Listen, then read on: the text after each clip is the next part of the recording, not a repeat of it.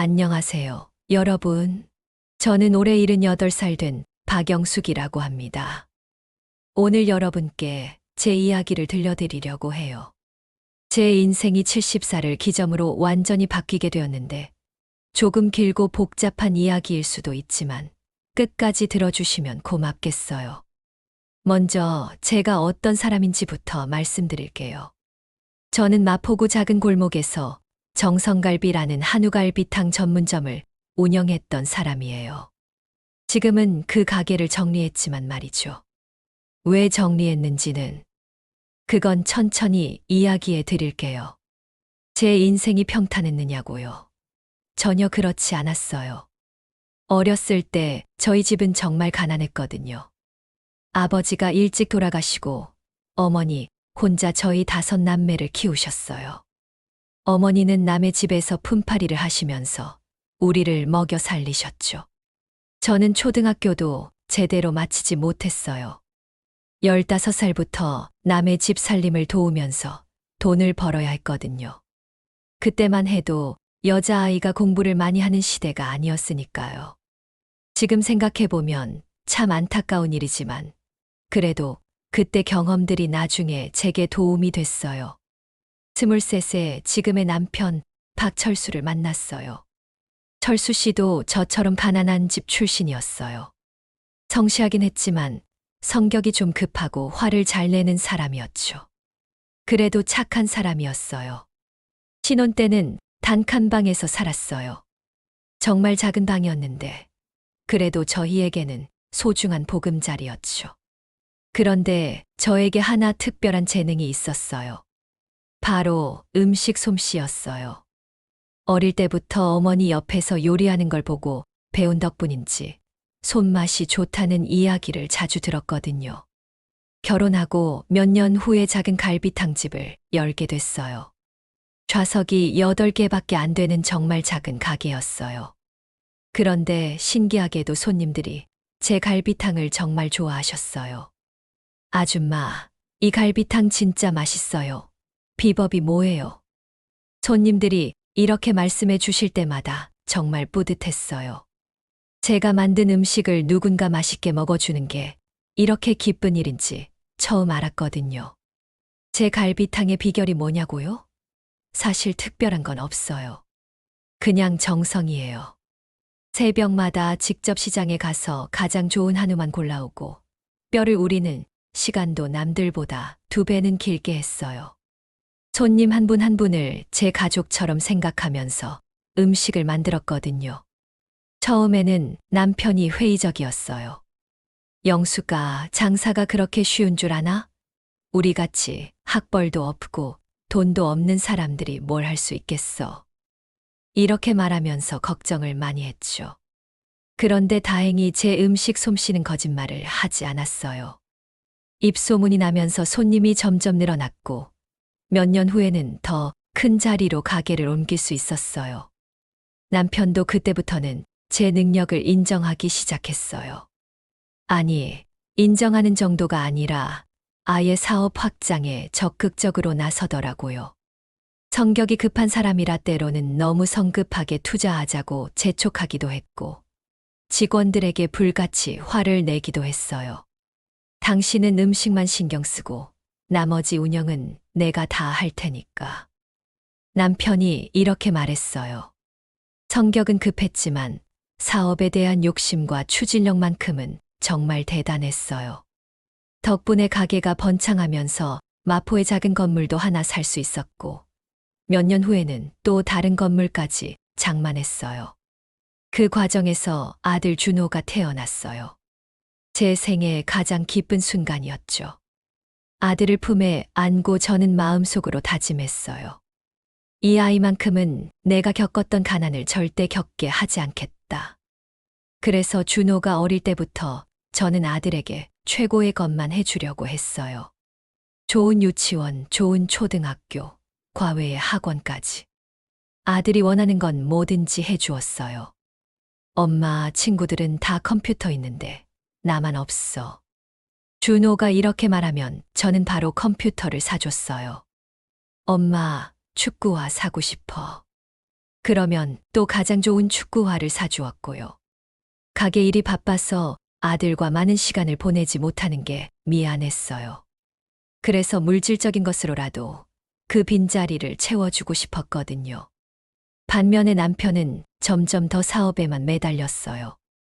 건물 임대업도 시작하면서 수입이 늘어났지만 성격은 더욱 까다로워졌어요.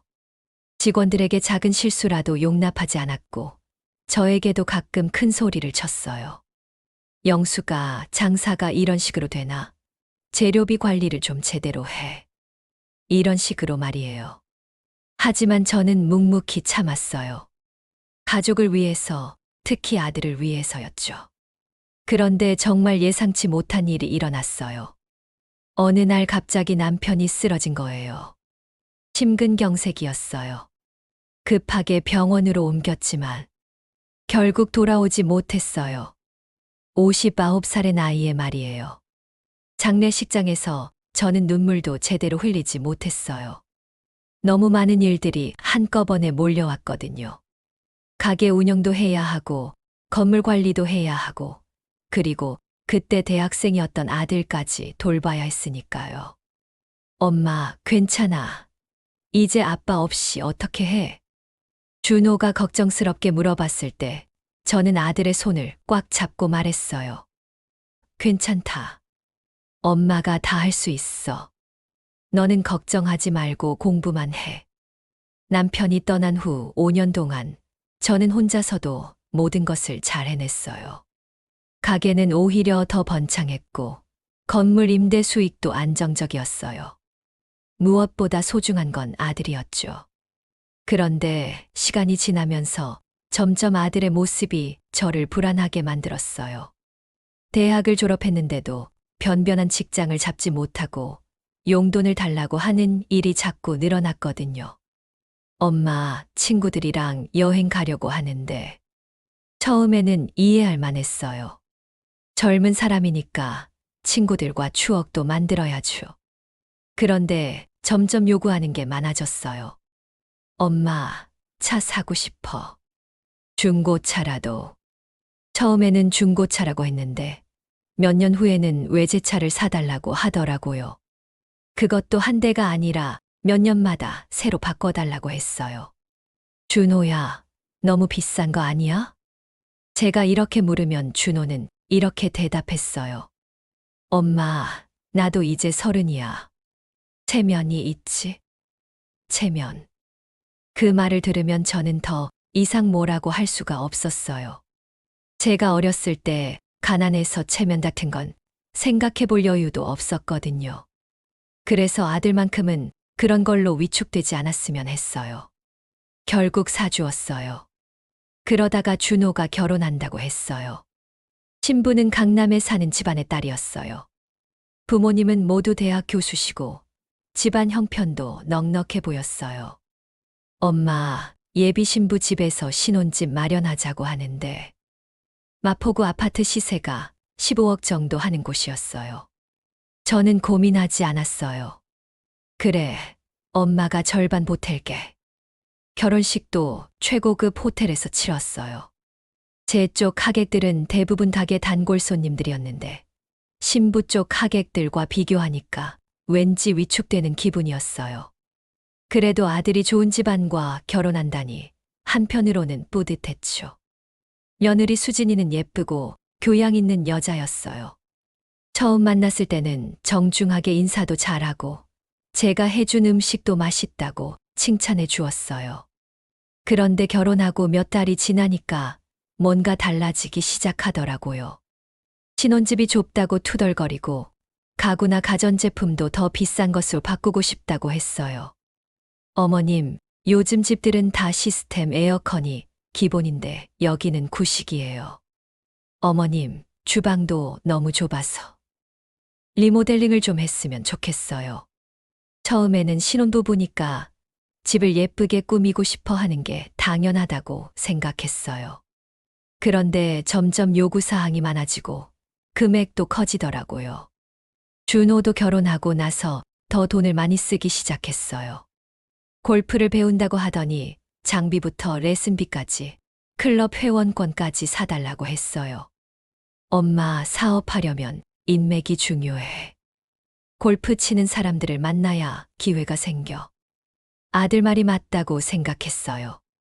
저는 배운 게 없어서 사람들과의 교류가 제한적이었거든요. 아들만큼은 넓은 세상에서 큰 사람이 되었으면 했어요. 그런데 몇 년이 지나도 준호는 변변한 사업을 하지 못했어요. 처음에는 수진이와 함께 카페를 차렸어요. 제가 권리금과 인테리어비 등으로 3억 원 가까이 지원해줬죠. 엄마, 요즘 카페 사업이 대박이야. 수익성도 좋고. 그런데 몇 달 만에 적자를 면치 못했어요. 손님은 많지 않은데 임대료며 인건비며 나가는 돈은 많더라고요. 결국 1년 만에 문을 닫았어요. 그 다음에는 스크린 골프장이었어요. 이번에는 더 큰 투자가 필요했어요. 엄마, 골프장은 한 번 자리 잡으면 고정 고객이 생겨서 수익이 안정적이야. 저는 또다시 5억 원 가까운 돈을 내줬어요. 하지만 이것도 1년을 버티지 못했어요. 경쟁이 너무 치열했고 아무래도 관리 능력이 부족했던 것 같아요. 그렇게 사업 실패를 반복하는 동안 손주들이 태어났어요. 첫째 민준이, 둘째 민수. 저에게는 세상에서 가장 소중한 존재들이었어요. 할머니, 안아줘.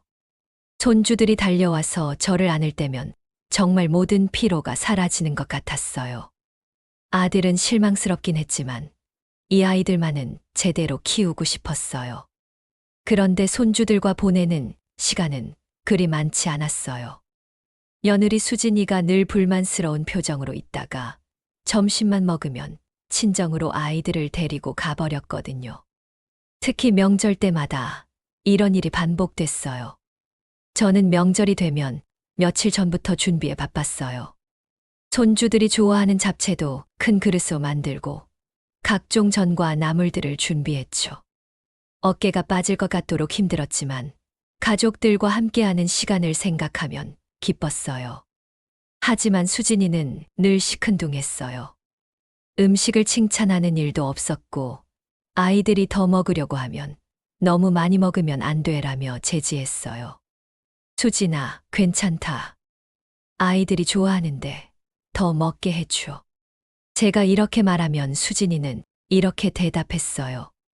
어머님, 아이들 식습관 생각해서 적당히 해야 해요.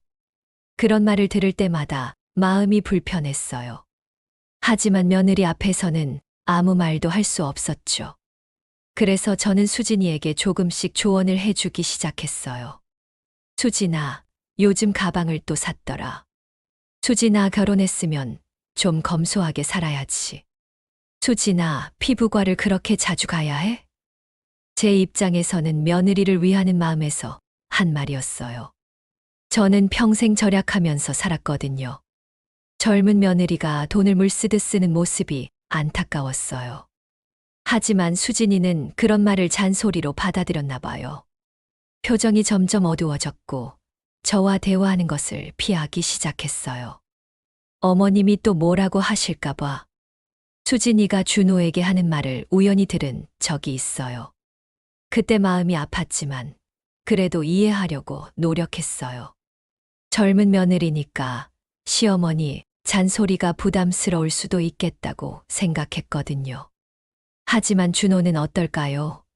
아들은 항상 우리 엄마가 최고야. 엄마 덕분에 이렇게 살 수 있어 라고 말했어요. 그런 말을 들을 때마다 정말 뿌듯했어요. 아무리 힘들어도 아들만큼은 저를 사랑하고 고마워한다고 생각했거든요. 그렇게 세월이 흘러서 저도 어느덧 70이 넘었어요. 가게 일도 예전만큼 쉽지 않았고 몸도 여기저기 아픈 곳이 생겼어요. 특히 어깨와 허리는 늘 아팠죠. 그래도 멈출 수 없었어요. 아들 가족을 위해서, 손주들을 위해서는 계속 일해야 했으니까요. 하루하루가 힘들었지만 그래도 버텼어요. 제가 벌어놓은 돈이 아들네 가족에게 도움이 된다고 생각하니까 보람이 있었거든요. 그런데 그때까지도 저는 몰랐어요. 제가 그토록 사랑하고 희생했던 아들이 정작 저를 어떻게 생각하고 있는지를. 여러분, 자식을 키우면서 가장 무서운 건 뭔지 아세요? 자식을 너무 사랑해서 망쳐놓는 거예요. 저도 그때까지는 몰랐어요. 제가 준호를 얼마나 잘못 키웠는지. 다음에 말씀드릴 이야기는 정말 충격적이에요. 제 인생을 완전히 바꿔놓은 사건이거든요. 여러분도 들으시면 아마 깜짝 놀라실 거예요. 추석을 일주일 앞둔 어느 날이었어요. 저는 평소보다 더 분주했어요. 명절 준비로 가게 일도 바빠졌지만 집에서 해야 할 일들도 산더미 같았거든요. 이번 추석에는 민준이랑 민서가 할머니 집에서 좀 더 오래 있을 수 있겠지. 저는 혼자 중얼거리면서 장을 보러 나갔어요. 손주들이 좋아하는 잡채 재료며 각종 나물들, 그리고 아들이 좋아하는 갈비찜 재료까지. 장바구니가 무거워서 몇 번 나눠서 사야 했어요. 집에 돌아와서는 본격적인 요리에 들어갔어요. 잡채는 당면을 삶고 각종 야채를 볶아서 간을 맞추고 제만의 비법이 들어간 특별한 잡채였죠. 손주들이 할머니 잡채가 세상에서 제일 맛있어라고 할 때마다 얼마나 뿌듯했는지 몰라요. 갈비찜도 마찬가지였어요. 고기를 미리 삶아서 잡내를 제거하고 양념을 하루 전부터 재워두어야 깊은 맛이 나거든요. 준호가 어렸을 때부터 좋아했던 음식이에요. 엄마 갈비찜이 세상에서 제일 맛있어. 어린 준호의 목소리가 귀에 들리는 것만 같았어요. 각종 전도 부쳤어요. 동태전, 호박전, 감자전. 기름 냄새가 온 집 안에 배어들었지만 저는 개의치 않았어요. 가족들이 맛있게 먹는 모습을 상상하니까 피로도 잊혔거든요. 나물도 여러 가지를 준비했어요. 시금치 나물, 고사리 나물, 도라지 나물. 각각 다른 양념과 조리법으로 만들어야 했어요. 어깨가 아픈 것도 모르고 계속 요리했어요. 이틀 동안 거의 쉬지 않고 준비한 끝에 드디어 추석 당일이 되었어요. 저는 새벽부터 마지막 점검에 들어갔어요. 잡채 양은 충분하고, 갈비찜도 충분히 익었고, 전도 바삭하게 잘 부쳐졌네. 상을 차리면서 저는 기대에 부풀어 있었어요. 오랜만에 온 가족이 함께 모여서 맛있는 음식을 먹으며 이야기꽃을 피울 생각을 하니 벌써부터 행복했어요. 시계를 보니 보통 때는 오후 1시쯤 오는데 이미 2시가 넘어가고 있었어요. 전화를 걸어봤어요. 준호야, 언제 오니? 아, 엄마. 조금 늦을 것 같아요. 수진이가 준비하는데 시간이 좀 걸려서. 그래, 괜찮다. 천천히 와. 저는 이해했어요. 며느리도 친정에 갈 선물을 준비하느라 바쁠 테니까요. 그런데 시간이 더 지나도 소식이 없었어요. 3시, 4시. 해가 기울어 가기 시작했어요. 어깨가 너무 아프네. 이틀 동안 계속 요리하느라 어깨와 목이 너무 아팠어요. 파스라도 하나 사야겠다 싶어서 집 근처 약국으로 향했어요. 약국은 집에서 걸어서 5분 거리에 있었어요. 그 옆에는 작은 카페가 하나 있었죠. 카페 라테라는 간판을 단 조그만 카페였어요. 파스를 사고 나오는 길에 저는 카페 유리창 너머로 익숙한 실루엣을 봤어요. 저게. 분명히 준호와 수진이, 그리고 민준이와 민서의 모습이었어요. 저는 반가운 마음에 카페로 들어가려 했어요. 아마 중간에 잠깐 쉬어가는 모양이라고 생각했거든요. 그런데 입구에 다다르자 안에서 나오는 목소리가 들렸어요. 수진이의 목소리였어요. 나 진짜 못 가겠어. 어머님이 또 잔소리하실 생각하니까 벌써 스트레스 받아. 저는 발걸음을 멈췄어요. 뭔가 이상했거든요. 왜 가방 또 샀냐? 왜 또 피부과 가냐? 결혼했으면 검소하게 살아야지. 매번 이런 소리 듣는 거 진짜 지겨워. 내가 뭘 사든 내 돈인데 왜 간섭을 해? 수진이의 목소리가 점점 커졌어요. 우리 엄마는 나한테 뭐라고 한 적도 없는데 시어머니는 왜 이렇게 간섭이 심해? 나이 들수록 더 심해지는 것 같아. 저는 가슴이 철렁했어요. 하지만 더 충격적인 건 준호의 대답이었어요. 아이고, 조금만 참아. 어차피 엄마 오래 못 사신다.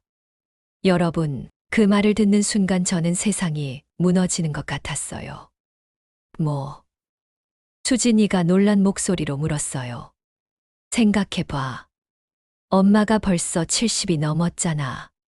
그리고 매일 가게 일하느라 몸도 많이 안 좋으시고. 몇 년 안에 돌아가실 거야. 준호의 목소리는 너무나 담담했어요. 마치 날씨 이야기를 하는 것처럼 말이에요. 그러면 그 많은 재산이 다 내 거잖아. 가게도, 건물들도, 예금도. 생각해봐. 좋기 수백억은 될 거야. 저는 다리에 힘이 빠져서 카페 벽에 기댔어요. 제가 키운 아들이 이런 말을 하다니. 그러니까 조금만 더 참아. 그리고 이번에 엄마한테 잘 보여서 마포 건물 하나 미리 내 명의로 바꿔달라고 해볼까 해. 정말. 수진이의 목소리가 갑자기 밝아졌어요. 응. 손주들 교육비 명목으로 하면 엄마가 못 거절하실 거야. 엄마는 손주들 이야기만 나오면 무조건 다 해주거든. 오빠 정말 똑똑해. 그럼 나도 좀 더 참을게. 그래. 재산만 아니었으면 나도 진작에 연락 끊었을 거야. 솔직히 엄마 잔소리 듣는 것도 지겹고 명절 때마다 와서 인사하는 것도 귀찮거든. 여러분, 그 순간 저는 숨을 제대로 쉴 수가 없었어요. 가슴이 답답하고 어지러웠어요. 그래도 좀 미안하긴 해. 엄마가 우리한테 정말 잘해주시잖아. 수진이가 조금 주저하며 말했어요. 미안하기는. 어차피 엄마 돈이지 우리 돈이야. 엄마가 평생 모은 돈이 결국 다 우리한테 올 건데 뭘 미안해해? 그렇긴 하지만. 그리고 엄마도 이제 충분히 살았잖아.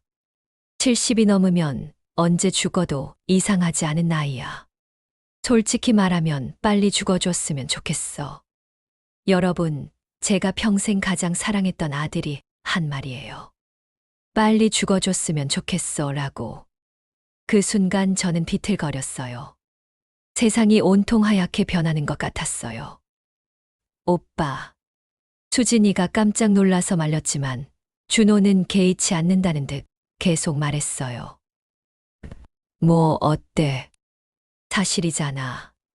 엄마 없어지면 우리 인생이 훨씬 편해질 거야.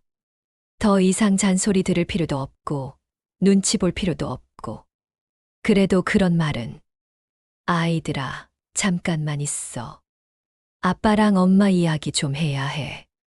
준호가 민준이와 민서에게 말했어요.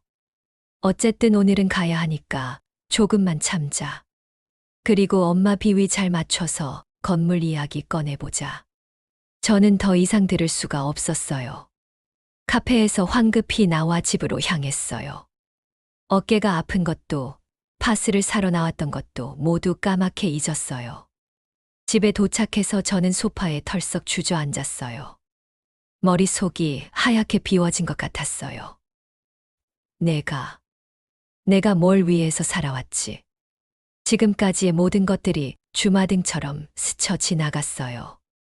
새벽부터 밤늦게까지 가게에서 일하던 모습, 아들을 위해 아껴가며 돈을 모았던 시간들, 준호가 원하는 건 무엇이든 해주려고 했던 순간들. 그 모든 게 한순간에 무너져 내리는 느낌이었어요. 휴대폰이 울렸어요. 준호에게서 온 전화였어요. 저는 한참 동안 벨소리를 들었어요. 받고 싶지 않았어요. 아니, 받을 수가 없었어요. 방금 들은 그 말들이 귀에서 떠나지 않았거든요. 벨소리가 멈췄다가 다시 울렸어요. 이번에는 받아야겠다고 생각했어요. 평상시와 다르게 행동하면 의심을 받을 수도 있으니까요. 여보세요? 최대한 평상시와 같은 목소리를 내려고 노력했어요.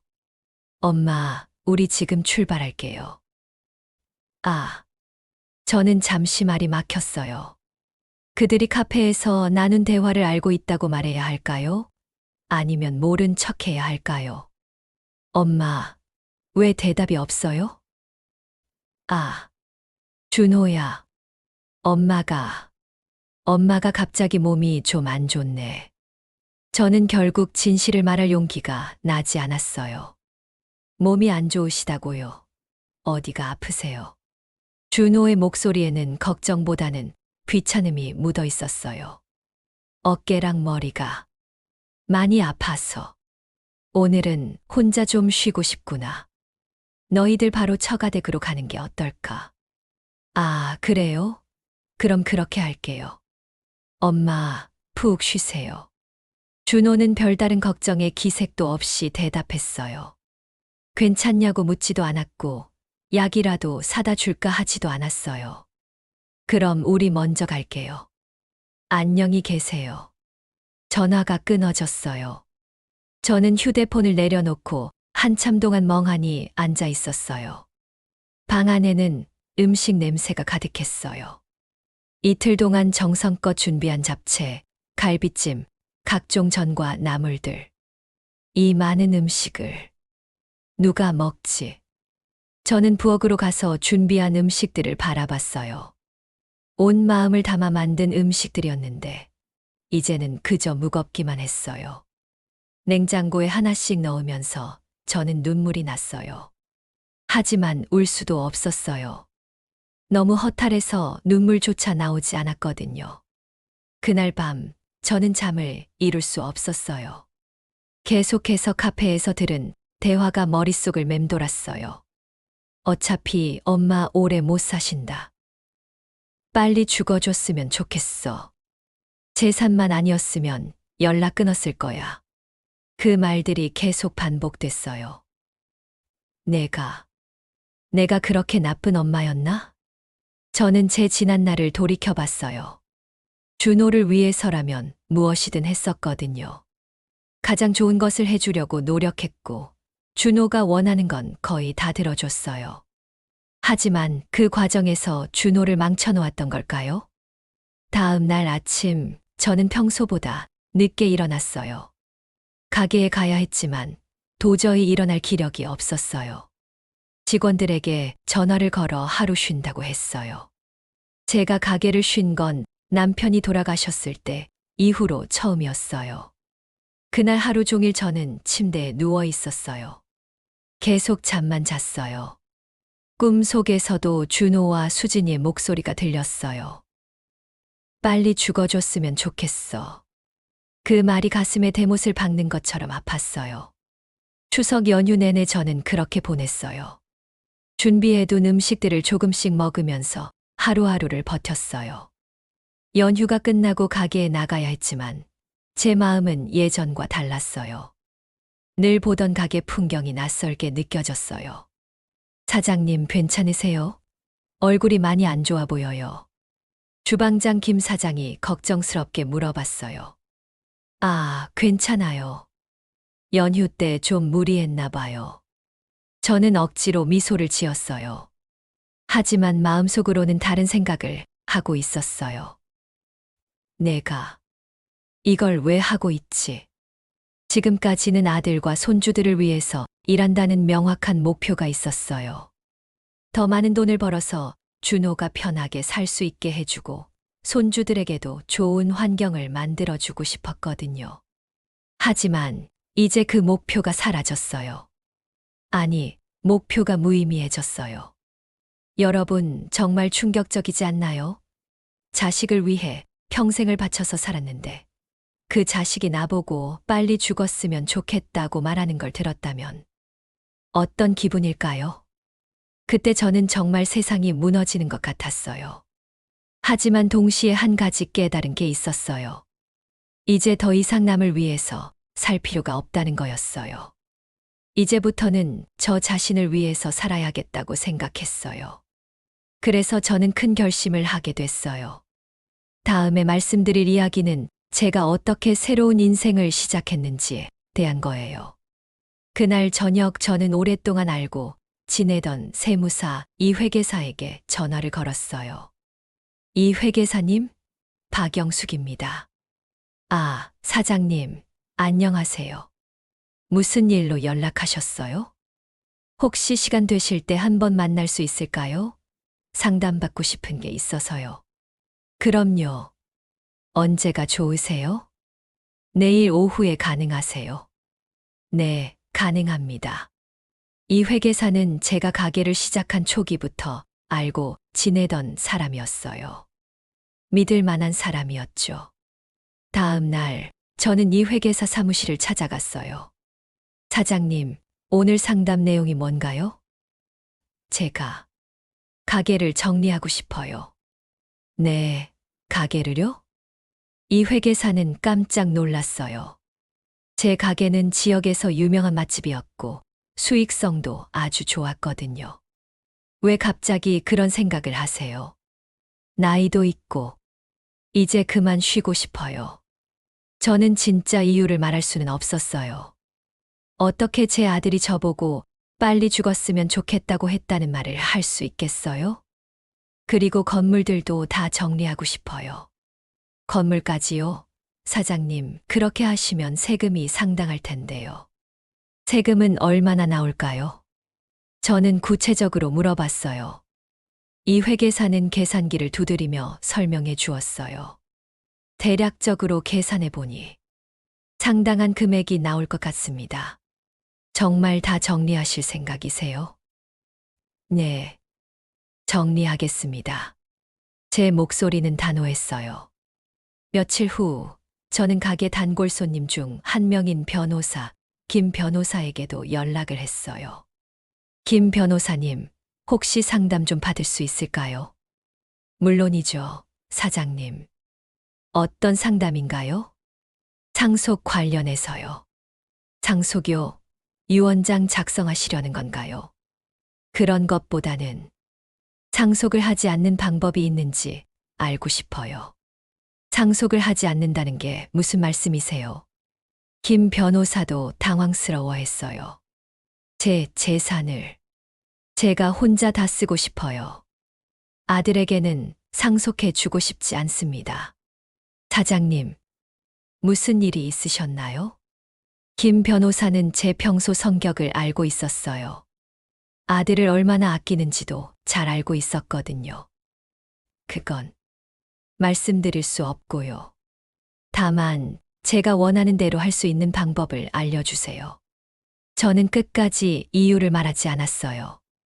김 변호사와의 상담을 마친 저는 마음이 한결 가벼워졌어요. 법적으로 제 재산을 제 마음대로 처분할 수 있다는 것을 확인했거든요. 유언장을 작성하시면 됩니다. 다만 유류분이라는 게 있어서 아들분이 일정 부분은 청구할 수 있어요. 유류분이 얼마나 되나요? 전체 재산의 2분의 1 정도입니다. 그럼 나머지 절반은 제가 원하는 대로 할 수 있다는 뜻이죠. 그렇습니다. 저는 고개를 끄덕였어요. 어차피 제가 살아있는 동안 재산을 처분하면 상속할 것도 없어진다는 것도 알게 되었어요.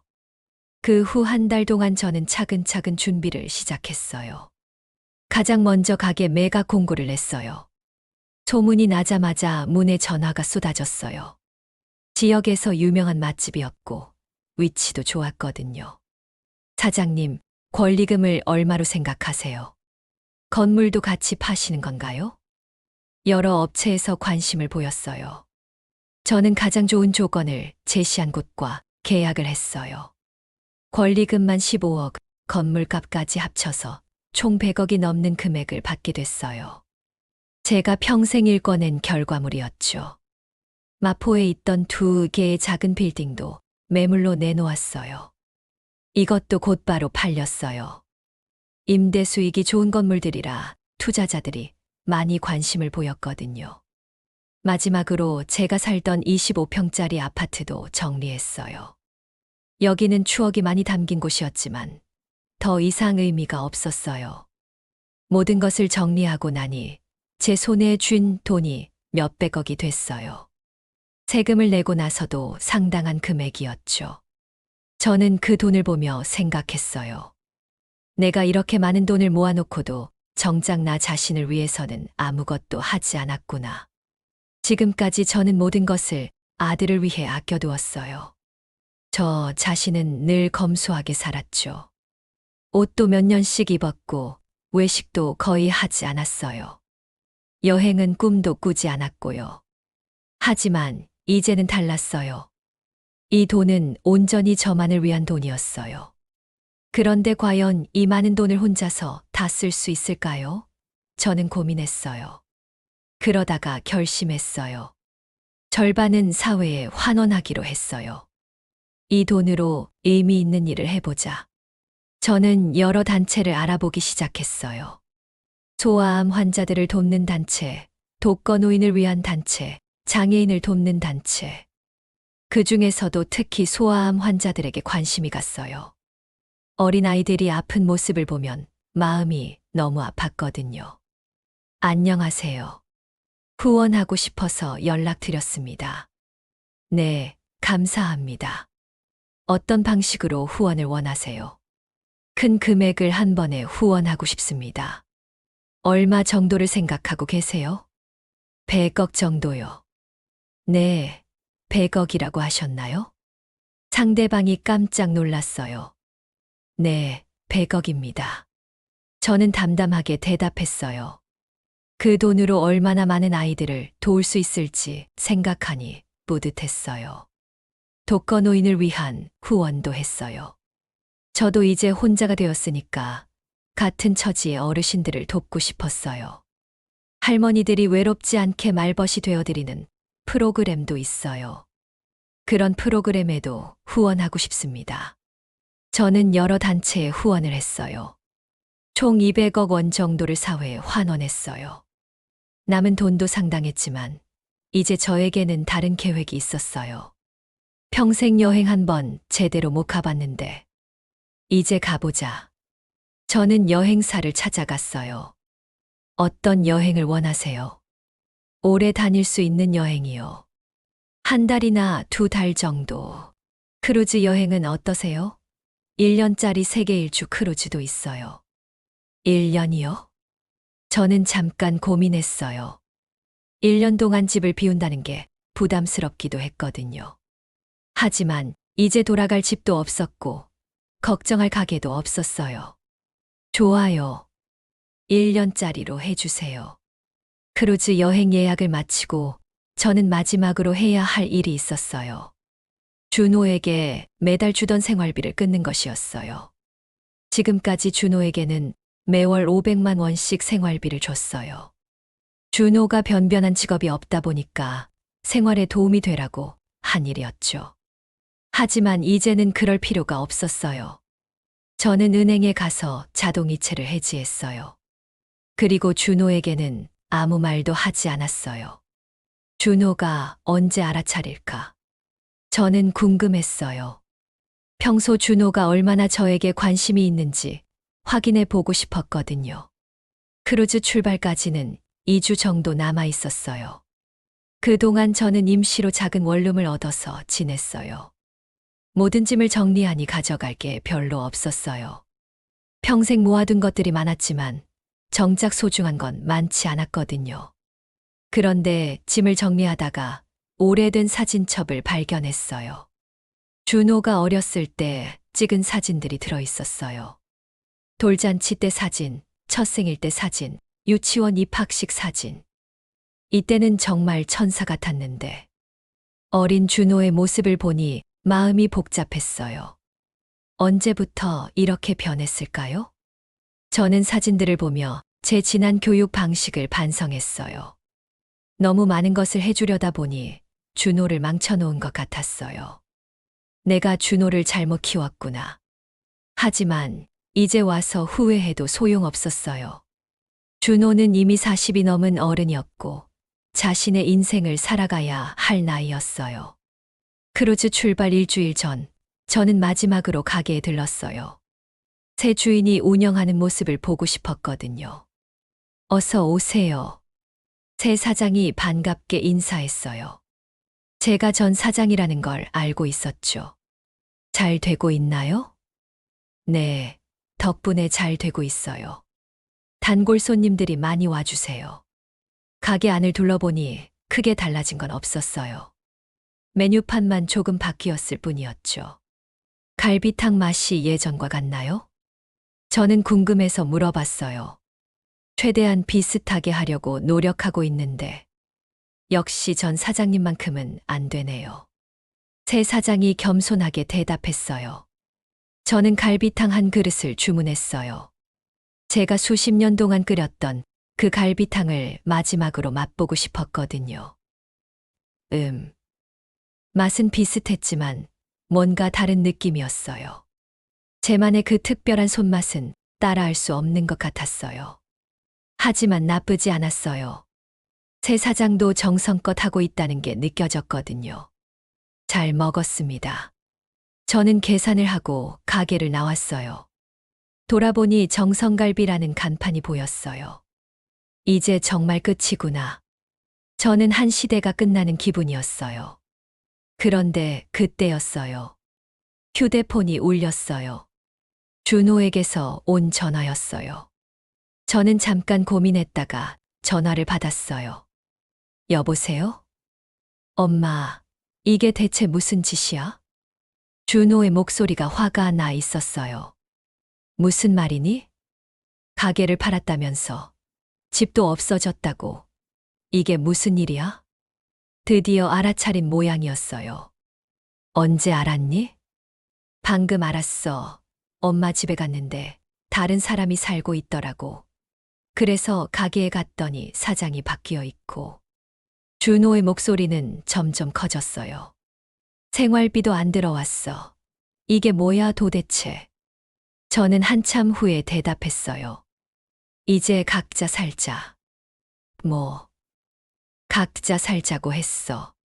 제 목소리는 담담했어요. 엄마, 갑자기 왜 이래? 무슨 일 있었어? 별일 없다. 그냥 이제 너도 너 혼자 살 나이가 되었잖니. 엄마 장난해. 나 40이야. 갑자기 혼자 살라고 하면 어떡해. 준호가 당황해서 소리쳤어요. 엄마 젊었을 때랑 지금이랑 다르다고. 지금 세상이 얼마나 어려운데. 그래. 그런데 엄마가 젊었을 때는 더 어려웠다. 그때는 그때고 지금은 지금이잖아. 준호는 점점 화가 나는 것 같았어요. 엄마 재산 어디 갔어? 설마 다 날린 거 아니지? 그 순간 제 마음에 분노가 치밀었어요. 결국 준호의 관심사는 재산이었구나. 내 재산 내가 어떻게 하든 상관없잖니? 상관없기는 그게 다 내 거잖아. 준호가 솔직하게 말해버렸어요. 내 거? 제 목소리가 차갑게 변했어요. 아니, 그게 아니라 당연히 나한테 상속될 거잖아. 준호가 황급히 말을 바꿨지만 이미 늦었어요. 준호야, 내가 추석 때 카페에서 한 말 다 들었다. 뭐? 준호의 목소리가 갑자기 작아졌어요. 엄마가 빨리 죽어줬으면 좋겠다고 했지. 재산만 아니면 연락도 끊고 싶다고 했고. 엄마, 그건. 그리고 수진이가 엄마 잔소리 듣기 싫다고 할 때도 너는 동조했어. 어차피 엄마 오래 못 산다고. 제 목소리는 떨리고 있었지만 끝까지 말했어요. 그래서 엄마가 결정했다. 이제 너한테 물려줄 재산은 없어. 엄마, 잠깐만. 그건 내가 잘못 말한 거야. 준호가 급하게 변명하기 시작했어요. 그날 수진이가 너무 화를 내서. 나도 그냥 맞장구 친 거야. 진심이 아니었어. 진심이 아니었다고? 그래, 엄마 알잖아. 내가 엄마를 얼마나 사랑하는데. 하지만 저는 더 이상 그 말을 믿을 수 없었어요. 준호야, 엄마가 몇 달 동안 연락하지 않는 동안 너는 전화 한 번 안 했어. 그건 바빠서. 뭐가 그렇게 바빴니? 일도 안 하면서. 제 날카로운 지적에 준호는 할 말이 없었어요. 엄마가 가게를 정리하고 집을 팔고 하는 동안에도 너는 전혀 모르고 지냈어. 그게 아들이야? 엄마, 미안해. 준호의 목소리가 작아졌어요. 미안하다고 해서 해결될 일이 아니다. 이제 너는 너 혼자 살아가거라. 엄마, 그러면 안 돼. 민준이랑 민서는 어떻게? 애들 교육비는? 준호가 손주들을 앞세웠어요. 그건 너희 부모가 해결할 일이지. 외할머니가 해야 해. 엄마가 그동안 손주들 예뻐한다고 그랬잖아. 예뻐하는 건 변함없어. 하지만 돈으로 사랑을 표현하는 건 이제 그만하겠다. 저는 단호했어요. 엄마, 제발, 다시 한 번만 기회를 주어. 준호가 애원했지만 제 마음은 이미 굳어 있었어요. 준호야, 너는 이제 40이다. 내 인생은 내가 책임져라. 엄마는 이제 엄마 인생을 살겠다. 엄마 인생. 그래, 엄마 인생. 지금까지는 너만 위해서 살았지만, 이제는 나를 위해서 살겠다. 그러고는 저는 전화를 끊었어요. 곧바로 수진이에게서 전화가 왔어요. 어머님, 오빠한테 들었어요. 진짜 그러실 거예요? 수진이는 울면서 말했어요. 어머님, 제가 잘못했어요. 앞으로 잔소리라고 생각 안 하고 다 들을게요. 하지만 저는 냉정했어요. 수진아, 이미 늦었다. 어머님, 민준이랑 민서 생각해서라도 아이들은 너희가 키워라.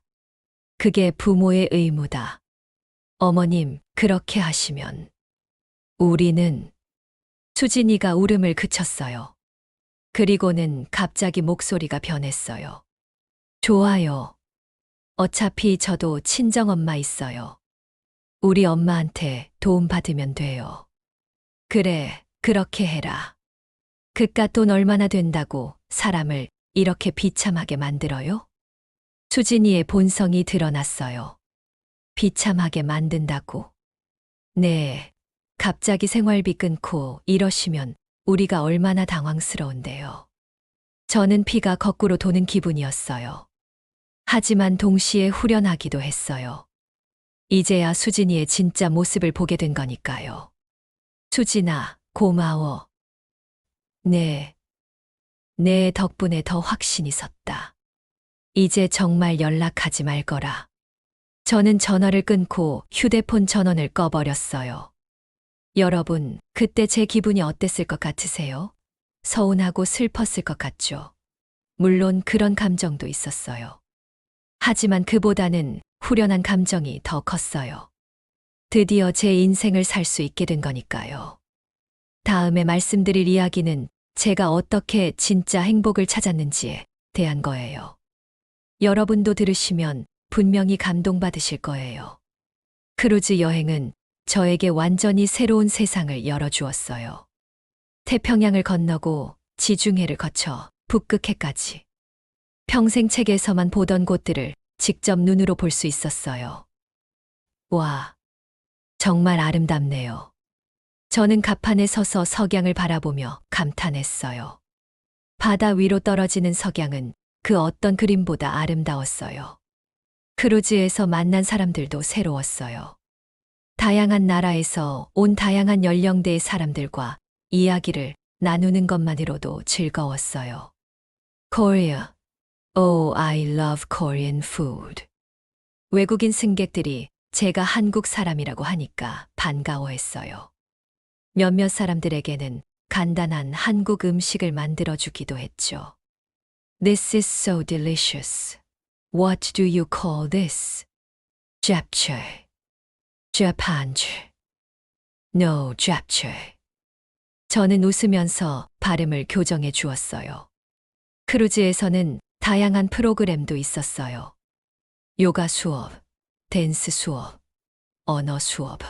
저는 그 중에서도 요가에 푹 빠졌어요. 강사의 지시에 따라 천천히 숨을 쉬며 몸을 들이니까 그동안 아팠던 어깨와 허리가 한결 나아지는 것 같았어요. You're very flexible for your age. 강사가 칭찬해 주니까 기분이 좋았어요. 매일매일이 새로웠어요. 새로운 항구에 도착할 때마다 그 도시의 문화와 음식을 체험했어요. 이탈리아의 베니스에서는 곤돌라를 탔고 그리스의 산토리니에서는 하얀 건물들 사이를 거닐었어요. 평생 이런 걸 못 해봤는데 저는 매 순간이 신기했어요. 60년 넘게 한국에서만 살다가 처음으로 세상을 제대로 보는 기분이었어요. 가장 인상 깊었던 건 노르웨이의 오로라였어요. 밤하늘의 초록빛 커튼이 흔들리는 모습을 보니까 절로 눈물이 났어요. 아, 이런 게 있구나. 자연의 신비로움 앞에서 저는 제가 얼마나 작은 존재인지 깨달았어요. 동시에 그동안 제가 얼마나 좁은 세상에서 살았는지도 알게 되었죠. 크루즈 여행 3개월째, 저는 완전히 다른 사람이 된 것 같았어요. 얼굴에는 건강한 색깔이 돌았고, 몸도 훨씬 가벼워졌어요. 매일 요가를 하고 산책을 하니까 그동안 아팠던 곳들이 많이 좋아졌거든요. 무엇보다 마음이 편해졌어요. 그동안 짊어지고 있던 무거운 짐을 내려놓은 기분이었어요. 그런데 그때였어요. 휴대폰이 울렸어요. 국제 로밍을 해놓았기 때문에 전화를 받을 수 있었죠. 준호에게서 온 전화였어요. 저는 한참 고민하다가 전화를 받았어요. 여보세요? 엄마 지금 어디야? 준호의 목소리가 다급했어요. 왜? 집에도 없고, 가게도 없고, 아무도 엄마가 어디 있는지 모른다더라. 나는 여행 중이야. 여행, 어디로? 바다 위에 있어. 저는 갑판으로 나가서 바다를 바라보며 대답했어요. 바다 위라니, 무슨 소리야? 크루즈 타고 세계 여행 중이야. 크루즈, 엄마가. 준호는 믿을 수 없다는 듯 물었어요. 왜 놀라? 엄마가 여행하면 안 돼. 아니, 그게 아니라, 갑자기. 준호는 할 말을 잃은 것 같았어요. 엄마, 언제 돌아와? 1년 계획이야. 1년? 응, 1년. 엄마, 그동안 우리는 어떻게? 준호의 목소리가 작아졌어요. 너희들은 너희들끼리 잘 살아가거라. 엄마, 정말 이러실 거야? 준호가 마지막으로 애원했지만 제 마음은 바뀌지 않았어요. 준호야, 엄마도 이제 엄마 인생을 살 권리가 있어. 그러고는 전화를 끊었어요. 바다를 바라보며 저는 생각했어요. 내가 왜 이런 기분 좋은 곳에서 스트레스를 받아야 하지? 저는 휴대폰을 꺼버렸어요. 더 이상 과거에 얽매이고 싶지 않았어요. 크루즈 여행이 끝나고 한국에 돌아온 저는 완전히 새로운 사람이 되어 있었어요.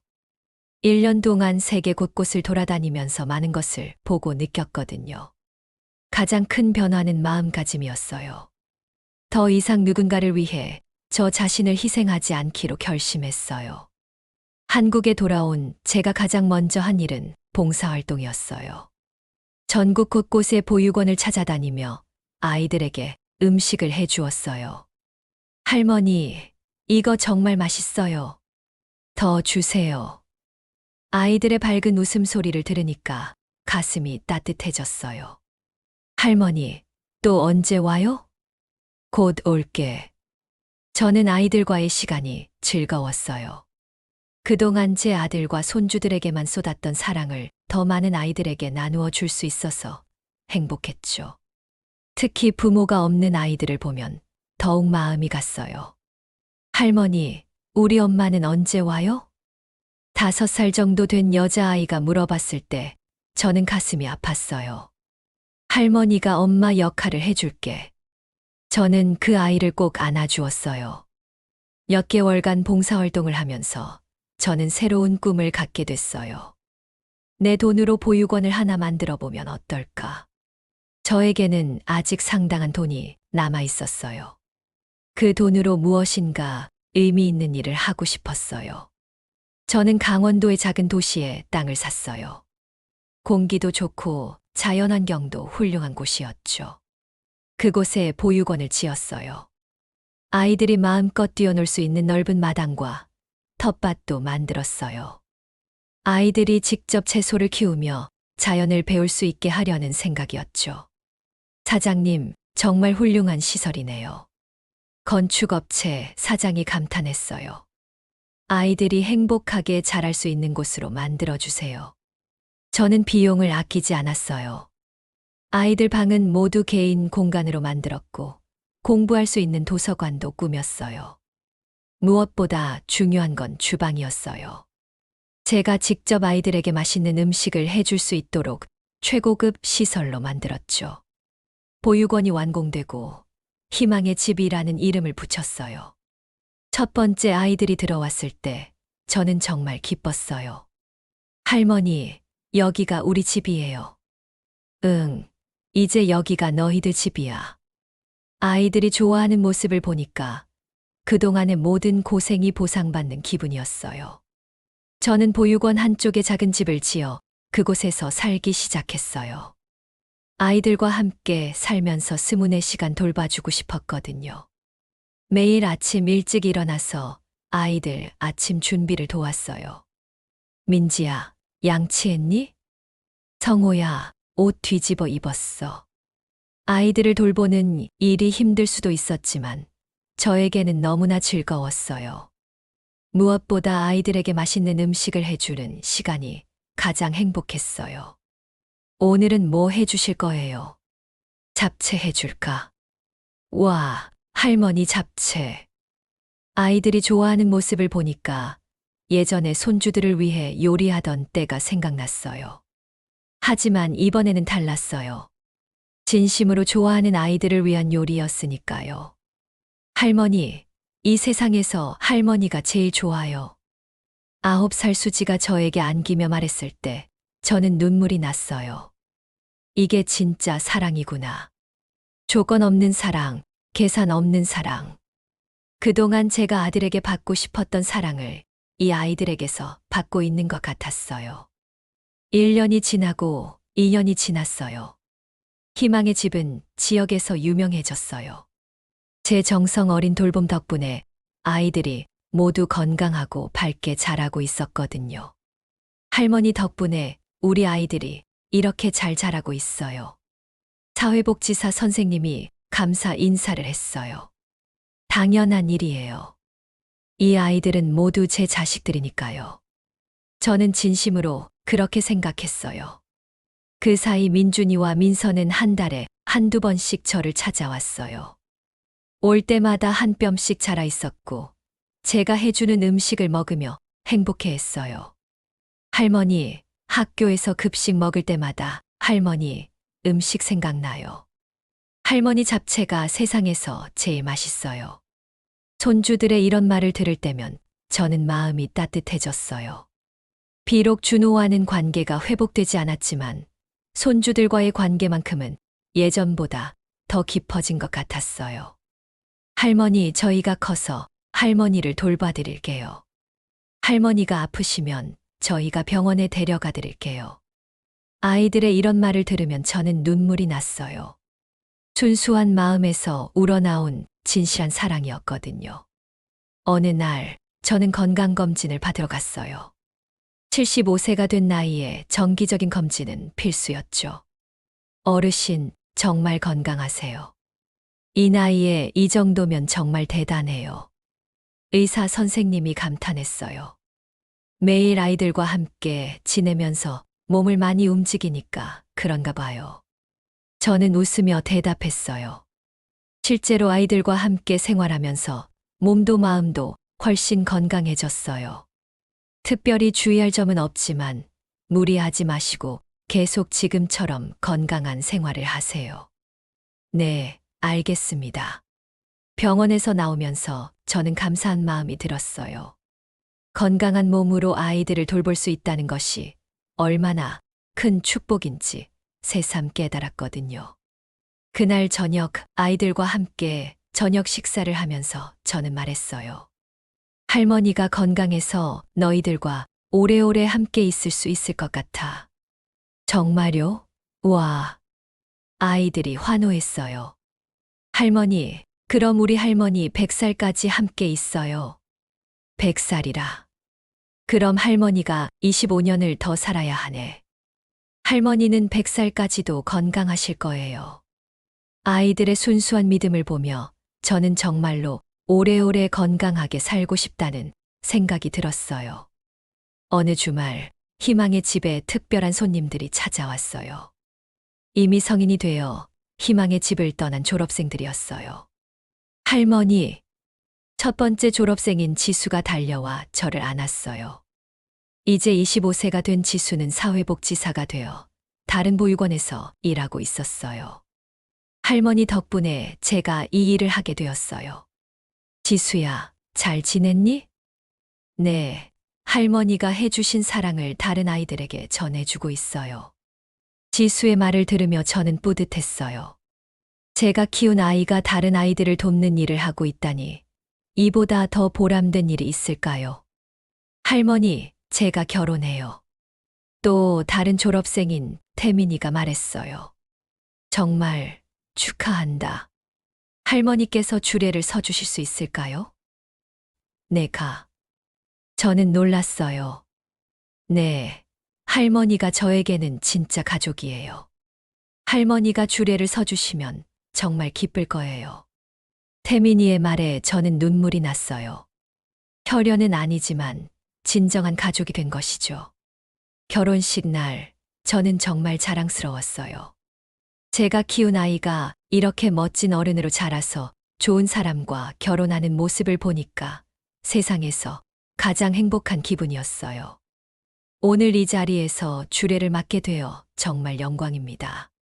저는 떨리는 목소리로 주례사를 시작했어요. 태민이는 제가 키운 아이입니다. 혈연은 아니지만 진정한 가족입니다. 이 아이가 이렇게 훌륭하게 자라서 좋은 사람을 만나 결혼하는 모습을 보니까 정말 자랑스럽습니다. 하객들이 박수를 쳤어요. 진정한 사랑은 혈연이 아니라 마음으로 하는 것입니다. 태민이와 새며느리도 마음으로 사랑하며 행복한 가정을 이루시길 바랍니다. 결혼식이 끝나고 태민이가 저에게 와서 말했어요. 할머니, 정말 감사해요. 할머니가 계셔서 제가 이렇게 행복할 수 있어요. 태민아, 할머니가 더 고마워. 너 덕분에 할머니도 행복해. 그 모습을 보던 현재 희망의 집 아이들도 감동했어요. 할머니, 우리도 커서 태민이 오빠처럼 할머니를 모실게요. 아이들의 말에 저는 웃었어요. 그런 걱정은 하지 말고 너희들은 너희 인생을 열심히 살면 돼. 하지만 할머니는 우리 가족이에요. 아이들의 순수한 사랑을 받으며 저는 정말 행복했어요. 시간은 계속 흘렸어요. 저는 80세가 가까워져도 여전히 건강했고 아이들을 돌보는 일을 계속했어요. 어느 날 준호에게서 오랜만에 연락이 왔어요. 엄마, 안녕하세요. 준호구나. 잘 지내니? 네. 엄마는 건강하세요? 응, 건강해. 엄마, 제가 정말 잘못했어요. 준호의 목소리가 많이 달라져 있었어요. 이제 와서 그런 말 하지 마라. 엄마, 저 정말 후회해요. 엄마한테 그렇게 못되게 굴었던 거. 후회는 너 혼자 하거라. 제 목소리는 여전히 차가웠어요. 엄마가 그동안 저한테 얼마나 잘해주셨는지. 이제야 알겠어요. 알면 뭐하니? 이미 늦었어. 엄마, 다시 한 번만 기회를 주세요. 하지만 제 마음은 바뀌지 않았어요. 준호야, 너는 너대로 살고 나는 나대로 살겠다. 더 이상 연락하지 마라. 엄마, 민준이랑 민서는 언제든 보내줘. 하지만 너와는 더 이상 할 말이 없다. 저는 전화를 끊었어요. 곁에 있던 아이들이 물어봤어요. 할머니, 아들이에요. 응. 할머니, 왜 슬퍼 보여요? 슬프지 않아. 괜찮아. 저는 아이들을 안으며 말했어요. 할머니에게는 너희들이 있잖아. 그날 밤, 저는 오랜만에 과거를 돌이켜봤어요. 준호를 키우던 시절, 가게를 운영하던 시절, 그리고 진실을 알게 된 그 충격적인 순간까지. 하지만 후회는 없었어요. 오히려 그 일이 있었기에 지금의 행복을 찾을 수 있었다고 생각했어요. 내가 진짜 행복이 뭔지 알게 되었으니까. 진짜 행복은 돈이 아니었어요. 누군가를 진심으로 사랑하고 그 사랑을 받는 것이었어요. 저는 이제 그것을 확실히 알고 있었어요. 다음 날 아침 아이들의 밝은 웃음소리에 눈을 떴어요. 할머니, 일어나세요. 오늘 소풍 가는 날이에요. 아이들이 신나서 뛰어다니는 모습을 보며 저는 미소 지었어요.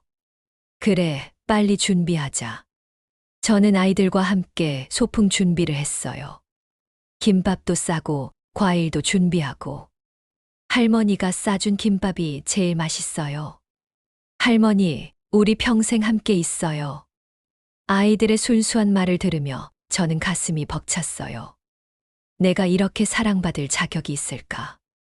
하지만 곧 생각을 바꿨어요. 자격이 있든 없든 지금 이 순간이 행복하다면 그것으로 충분했어요. 저는 아이들과 함께 소풍을 떠났어요.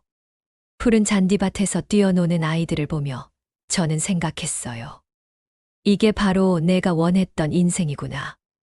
돈으로 살 수 없는 진짜 행복, 조건 없는 사랑, 순수한 마음의 교감. 저는 지금이 인생에서 가장 행복한 순간이라고 확신했어요. 해질 무렵 아이들과 함께 집으로 돌아가는 길에 저는 다시 한번 다짐했어요. 나는 이 아이들과 함께 행복하게 살겠어. 이게 내가 선택한 진짜 인생이야. 5년이 더 지났어요. 저는 이제 85세가 되었지만 여전히 건강해요. 희망의 집은 이제 2개로 늘어났고 수많은 아이들이 제 사랑 속에서 건강하게 자라났어요. 졸업생들 중에는 의사가 된 아이도 있고 교사가 된 아이도 있어요. 모두들 저를 진짜 할머니라고 부르며 자주 찾아와요. 할머니 덕분에 제가 이렇게 될 수 있었어요. 아이들의 이런 말을 들을 때마다 저는 제 선택이 옳았다는 것을 확신해요. 돈으로 살 수 없는 진짜 행복을 찾은 제 인생은 이제야 진정으로 시작된 것 같아요. 여러분, 제 이야기를 끝까지 들어주셔서 고마워요. 혹시 여러분 중에서도 저처럼 자식을 위해서만 살아가시는 분이 계시다면 한번 생각해 보세요. 진짜 행복은 어디에 있는지 말이에요. 저는 이제 확실히 알아요. 진짜 행복은 누군가에게 진심으로 사랑받을 때 느끼는 거라는 걸. 그리고 그 사랑은 혈연이 아니라 마음으로 하는 거라는 걸요. 제 이야기가 여러분께 작은 위로와 용기가 되었으면 좋겠어요. 감사합니다.